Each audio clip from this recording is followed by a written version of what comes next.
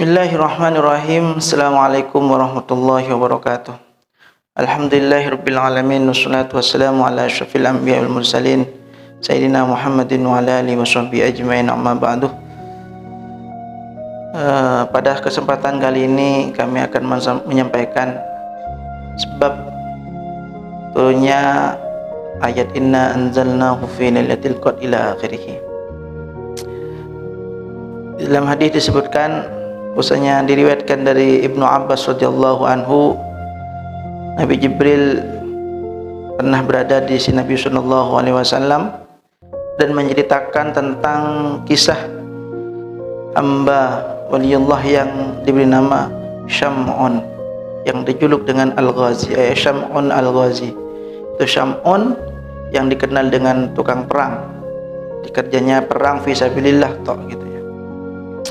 Dia setiap hari aktivitasnya adalah ghaza al-kuffaru alfa syahrin, memerangi orang-orang kafir selama 1000 bulan. Senjata yang digunakan dia hanyalah rahangnya unta dan tidak ada alat yang lain. Setiap dia memukulkan rahang unta, maka yang mati di antara orang kafir itu tidak terhitung, saking banyaknya yang mati satu kali saja pukulan. Apabila dia bersin, maka dari rahang unta itu pun keluar air tawar, dan apabila dia lapar, maka dari rahang unta itu pun maka akan keluar daging yang kelak dia bisa makan dari daging itu.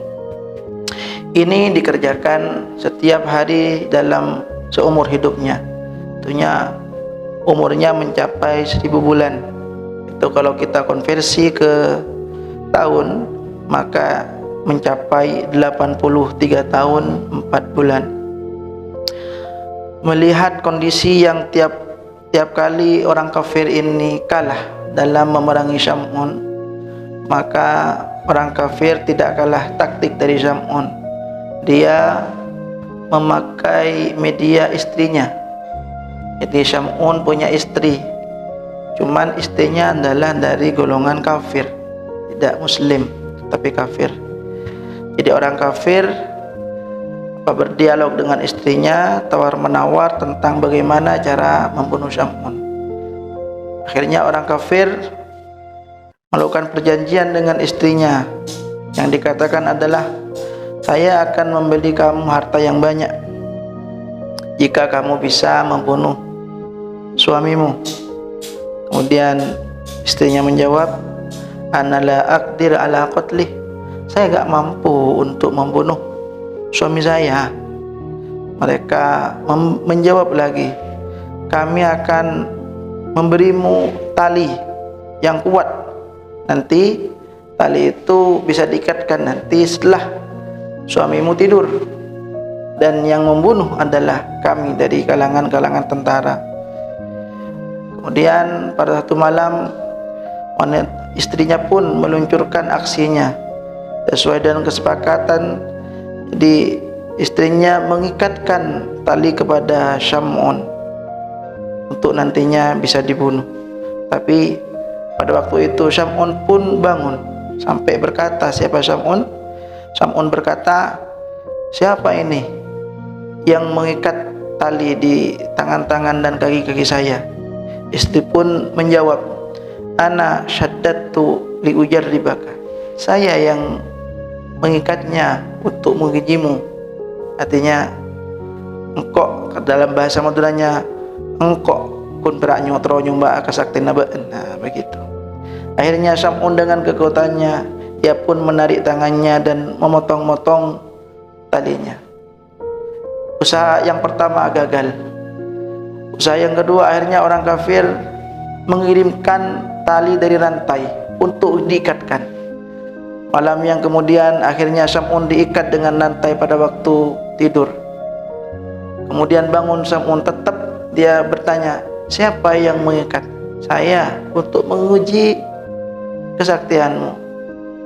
Tetap Syam'un karena dia sangat kuat, dia lepas rantainya dan dia potong-potong rantainya.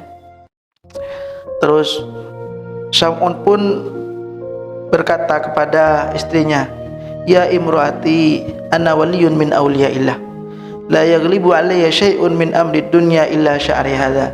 Wahai istriku, saya ini adalah walinya Allah. Tidak mungkin ada seorang pun yang bisa mengalahkan saya, illa sya'ri hadha, kecuali rambut saya yang ini. Pada waktu itu Sam'un menunjukkan kepada rambutnya yang panjang. Diceritakan bahwasanya rambutnya panjang sampai menyentuh bumi. Mendengar kata-kata itu, istrinya pada suatu malam dia sudah tidak mengambil tali dan tidak mengambil rantai yang dia ikatkan kepada tubuhnya Sam'un pada waktu tidur, yaitu rambutnya Sam'un sendiri. Dia ikatkan kepada seluruh tubuhnya. Dan setelah dia diikatkan, maka Sam'un pun bangun. Siapa yang mengikat saya? Saya mengikatmu untuk mengetes, menguji kesaktian kamu. Tapi apa daya, Sam'un sudah mengatakan kelemahannya tadi, yaitu rambutnya yang hanya bisa mengenakannya. Tapi tatkala Sam'un berusaha untuk melepaskan dirinya, maka yang terjadi, Sam'un tidak bisa apa-apa dan tidak bisa melepaskan rambut yang terikat dalam tubuhnya. Mendengar lemahnya Sam'un, pada waktu itu orang kafir langsung bergegas membawa Sam'un ke suatu tempat, ke suatu tiang. Diikat Sam'un di sana, terus dipotong-potong dari telinganya, matanya dicungkil, dua bibirnya, lisannya dipotong, dan tangan kakinya semuanya dipotong, yaitu dimutilasi oleh orang kafir. Semua orang kafir kumpul di suatu tempat itu untuk menyaksikan bagaimana Sam'un dibunuh. Kemudian fa'awhallahu ta'ala ilaihi, kemudian Allah mewahyukan kepada Sam'un, ayu syai'in turidu bihim, apa yang kamu mau terhadap mereka? Asna'uhu, maka saya akan melakukannya.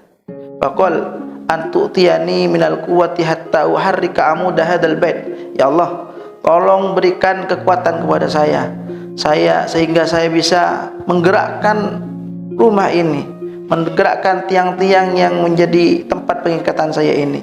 Maka pada waktu itu pun Allah memberikan dia kekuatan, sehingga yang terjadi fawaqa as-saqfu alaihim wa uhliku jami'an wa imra'atuhu ma'an.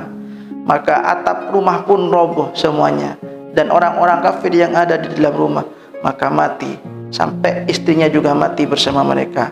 Fa'anjahullahu ta'ala minhum, kemudian Allah menyelamatkan Sam'un dari mereka, dan Allah mengembalikan anggota-anggota yang sudah terputus menjadi tersambung kembali. Kemudian karena dia seorang waliullah, maka dia bersyukur kepada Allah. Setelah itu dia abadallah alfa syahrin ma'aqiyami lailiha wa asyami nahariha.